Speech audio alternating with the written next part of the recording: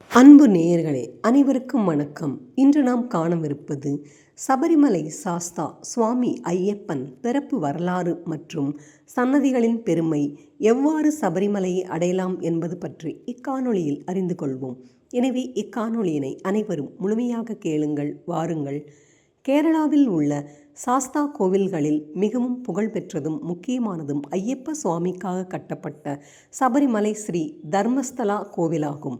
கேரளத்தின் பத்தனம்திட்டா மாவட்டத்தில் அமைந்துள்ள மலைச்சிகரத்தில் கடல் மட்டத்திலிருந்து சுமார் 3000 அடி உயரத்தில் உள்ள சபரிமலை மிகவும் தனித்தன்மை வாய்ந்ததாகும்.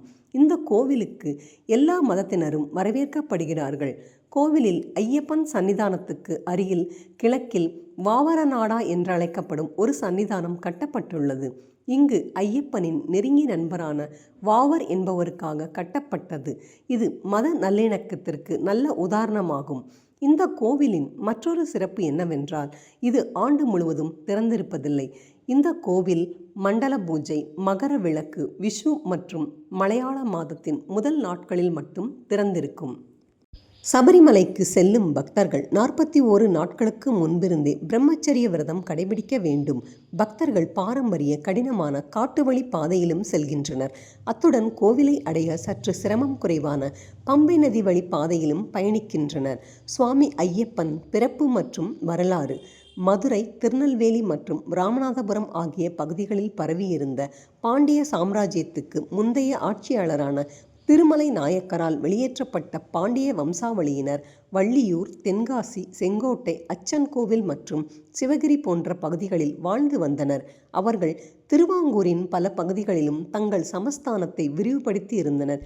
அவர்களில் சிலர் சிவகிரியின் செம்பள நாட்டு கோவிலை சேர்ந்தவர்கள். இவர்களுக்கு 800 வருடங்களுக்கு முன் பந்தள நாட்டை ஆளும் உரிமையை திருவாங்கூர் ராஜா வழங்கியிருந்தார். சுவாமி ஐயப்பனின் வளர்ப்பு தந்தை மன்னர் ராஜசேகரன் இந்த அரச வம்சத்தை சேர்ந்தவராவார். நீதியும் நேர்மையும் புத்திசாலித்தனமும் இறையாண்மையும் கொண்ட மன்னர் ராஜசேகர் அவருடைய குடிமக்களால் மிகுந்த மரியாதையுடன் போற்றப்பட்டார். அவருடைய ஆட்சி காலம் அந்த நாட்டின் பொற்காலமாக இருந்தது. ஆனால் மன்னருக்கோ மிகப்பெரிய மனக்குறை ஒன்று இருந்தது. அவருக்கு குழந்தை இல்லை. அவருடைய ஆட்சி காலத்திற்கு பிறகு மகுடத்தை ஏற்க ஒரு வாரிசு இல்லை. மகிழ்ச்சியற்ற ராஜாவும் அவருடைய பட்டத்து ராணியும் ஒரு குழந்தைக்காக எம்பெருமான் ஈசனிடம் இடைவிடாமல் வேண்டினர். அதே நேரத்தில் மகிஷாசுரன் என்கிற அரக்கன் பிரம்மதேவனை நோக்கி கடுமையான தவத்தை மேற்கொண்டான். அவனுடைய கடுமையான தவத்தின் விளைவாக மகிஷனை பூமியில் யாராலும் அழிக்க முடியாது என்கிற அவனுடைய விருப்பத்தை நிறைவேற்றும் வகையில் வரம் அளிக்க வேண்டிய கட்டாயம் பிரம்மதேவனுக்கு ஏற்பட்டது. பிரம்மன் கொடுத்த வரத்தால் அசாத்திய தைரியம் அடைந்த மகிஷாசுரன் மனிதர்களையும் ஆங்காங்கே சிதறி கிடந்த பழங்குடி சமூகத்தினரையும் படிப்படியாக அழிக்கத் தொடங்கினான். அவனுடைய கொடுமையான செயல்களால் பயந்து போன மக்கள் தூர தேசங்களுக்கு ஓடிவிட்டனர். ஒரு தெய்வீக சக்தியால் மட்டுமே அவனை அழிக்க முடியும் என்பதை உணர்ந்த தேவர்கள் துர்கா தேவியை தஞ்சமடைந்தனர். துர்கை அம்மன் அவனை ஒரு இரத்த களரி போரில் கொன்றார். மகிஷாசுரனின் சகோதரி மகிஷி தனது சகோதரனை கொன்றவர்களை பழிவாங்க உறுதி கொண்டு பிரம்மனை நோக்கி கடும் தவம் புரிந்து மகாவிஷ்ணுவுக்கும் மற்றும் சிவபெருமானுக்கும் பிறக்கும் குழந்தையால் மட்டுமே தன்னை கொல்ல முடியும் என்கிற ஒரு வரத்தை பெற்றுக்கொண்டாள். அதன் பிறகு தேவலோகத்திற்கு சென்ற மகிஷி தேவர்களை துன்புறுத்த தொடங்கினாள்.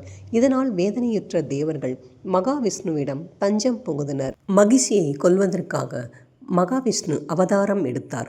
ஹரிஹரனுக்கு பிறக்கும் மகனை தவிர வேறு யாராலும் மகிஷியை கொல்ல முடியாது என்கிற வரத்தை அவள் பெற்றிருப்பதால் மகாவிஷ்ணு மோகினி அவதாரம் எடுத்தார்.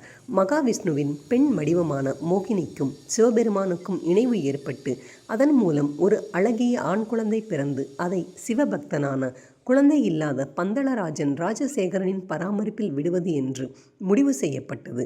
அதன்படி ஒரு நாள் பம்பை நதிக்கரையில் உள்ள காடுகளில் வேட்டையாட பயணம் மேற்கொண்ட மன்னன் ராஜசேகரன் ஆற்றங்கரையின் இயற்கை அழகு கொஞ்சம் சுற்றுப்புறம் மற்றும் நீர்வீழ்ச்சியின் அழகை கண்டு ரசித்து ஓய்வெடுத்து கொண்டிருந்த போது காட்டிலிருந்து திடீரென்று ஒரு குழந்தையின் அழுகுரலை கேட்டார். திகைத்து போன அந்த மன்னன் ஒலி வந்த திசையை நோக்கி பின்தொடர்ந்து சென்றபோது அங்கே ஒரு அழகான குழந்தை கை கால்களை உற்சாகமாக உதைத்தபடி படுத்து கிடந்தது. குழப்பத்துடன் அங்கே நின்ற மன்னன் குழந்தைக்கு சொந்தமானவர்கள் யாரும் சுற்றிலும் இல்லாததால் இந்த குழந்தையை தனது அரண்மனைக்கு எடுத்துச் சென்று வளர்க்க வேண்டும் என்று மனதில் ஏக்கம் கொண்டார். அந்த தெய்வீக குழந்தையை மன்னன் ராஜசேகரன் பார்த்து கொண்டிருந்த போது எங்கிருந்தோ ஒரு முனிவர் தோன்றி குழந்தையை உனது அரண்மனைக்கு எடுத்துச் சென்று வளர்த்துக்கொள் என்று அறிவுறுத்தினார். மேலும் அந்த துறவி இந்த குழந்தை உனது அரச வம்சத்தின் எல்லா துன்பங்களையும் நீக்குவான் என்றும் சிறுவனுக்கு 12 வயதாகும் போது மன்னர் ராஜசேகரனுக்கு அந்த குழந்தையின் தெய்வீக தன்மையை அறிந்து கொள்ள முடியும் என்றும் உறுதியளித்தார். கையில் கிடைக்கும் போதே குழந்தை கழுத்தில் தங்க சங்கிலி அணிந்திருந்ததால் தங்க கழுத்து உடையவன் என்கிற பொருள்படுமாறு குழந்தைக்கு மணிகண்டன் என்று பெயர் சூட்டும்படி அந்த சாது அறிவுறுத்தினார். ஐயப்பனை வளர்த்த மன்னன் ராஜசேகரன். பரவசமடைந்த மன்னன் ராஜசேகரன் குழந்தையை வீட்டிற்கு அழைத்து சென்று நடந்த சம்பவங்களை ராணியிடம் விவரித்தார். அவர்கள் இருவரும் சிவபெருமானின் அருளால் இந்த குழந்தை கிடைத்ததாக எண்ணி பெருமகிழ்ச்சி அடைந்தனர். குழந்தையின் வரவில் பந்தள நாடே மகிழ்ச்சியில் மூழ்கி இருந்தபோது மன்னர் ராஜசேகரனின் காலத்திற்கு பிறகு நானே இந்த நாட்டிற்கு மன்னராக வேண்டும் என்று கனவு கோட்டை கட்டியிருந்த அரசவை திவான் மட்டும் அரச தம்பதியரின் மகிழ்ச்சியால் கொதிப்படைந்தான். குழந்தையிலிருந்தே மணிகண்டன் மிகவும் புத்திசாலியாகவும் மதிநுட்பத்துடனும் இருந்தான். தற்காப்பு கலைகள் மற்றும் சாஸ்திரங்களில் சிறந்து விளங்கிய மணிகண்டன் தனது புத்திசாலித்தனம் மற்றும் தெய்வீக ஆற்றலால் தனது குருவை ஆச்சரியப்படுத்தினான். பந்தள நாட்டில் அமைதியும் செல்வமும் நிரம்பி வழிந்தது. காலப்போக்கில் குரு மணிகண்டன் ஒரு சாதாரண மனித பிறவி அல்ல, தெய்வீக அவதாரம் என்கிற முடிவுக்கு வந்தார். படிப்பை முடித்தவுடன் மணிகண்டன் தனது குருவுக்கு குருதட்சணை வழங்கவும் அவருடைய ஆசியை பெறவும் சென்றார். மணிகண்டன் தனது ஆன்மீக குருவிடம் ஆசீர்வாதம் வாங்குவதற்காக அணுகிய போது குரு மணிகண்டனை பற்றி தான் ஏற்கனவே ஊகித்தவாறு மணிகண்டன் ஒரு மனித பிறவி அல்ல, மனித குல நன்மைக்காக படைக்கப்பட்ட தெய்வீக சக்தி என்பதை விளக்கினார். மேலும் குரு மணிகண்டனிடம் ஒரு வேண்டுகோள் விடுத்தார். பிறவியிலேயே பார்வையற்றவனாகவும் ஊமையாகவும் இருந்த தன்னுடைய மகனுக்கு பார்வை மற்றும் பேச்சுத்திறனை கொடுக்குமாறு மன்றாடினார் குரு. மணிகண்டன் தனது தெய்வீக திருக்கரங்களை குருவுடைய மகனின் தலையில் வைத்த அடுத்த நிமிடம் உடனடியாக அந்த பையனுக்கு பார்வையும் பேச்சுத்திறனும் கிடைத்தது. தனது அதிசய சக்தியை பற்றி யாரிடமும் சொல்லிக்கொள்ள வேண்டாம் என்று வேண்டிக் கொண்ட மணிகண்டன் அரண்மனைக்கு திரும்பினார். ஐயப்பனை மன்னராக்க நினைத்த ராஜசேகர் அதே நேரத்தில் இத்தனை வருடங்களாக குழந்தை இல்லாமல் இருந்த மகாராணிக்கு ஒரு ஆண் குழந்தை பிறந்தது. அவனுக்கு ராஜராஜன் என்று பெயரிட்டனர். இப்படிப்பட்ட அதிசய நிகழ்வுகளுக்கு ஏதோ ஒரு வகையில் மணிகண்டனுக்கு தொடர்புள்ளதை உணர்ந்த ராஜசேகரன் மணிகண்டனுக்கு மன்னராக முடிசூட்ட முடிவு செய்தார். ஏனென்றால் அவர் வெளிப்படையாகவே ஐயப்பனை தனது மூத்த மகனாக கருதினார். மன்னருடைய அமைச்சரை தவிர மற்ற எல்லோரும் இதனால் மனம் மகிழ்ந்தனர். அரசனாக வேண்டும் என்கிற அபிலாசையை மனதுக்குள் இரகசியமாக வளர்த்து வந்த தந்திரக்காரனான மந்திரி தெய்வீக அவதாரமான மணிகண்டனை அழிக்க பல திட்டங்களை கையாண்டார். ஐயப்பனை காக்க மருத்துவராக மாறுவேடத்தில் வந்த சிவபெருமான் ஏனென்று அடுத்த காணொளியில் அறிந்து கொள்வோம். என்ன நேயர்களே, இக்காணொளியினை அனைவரும் முழுமையாக ரசித்து கேட்டிருப்பீர்கள் என்று நினைக்கின்றேன்.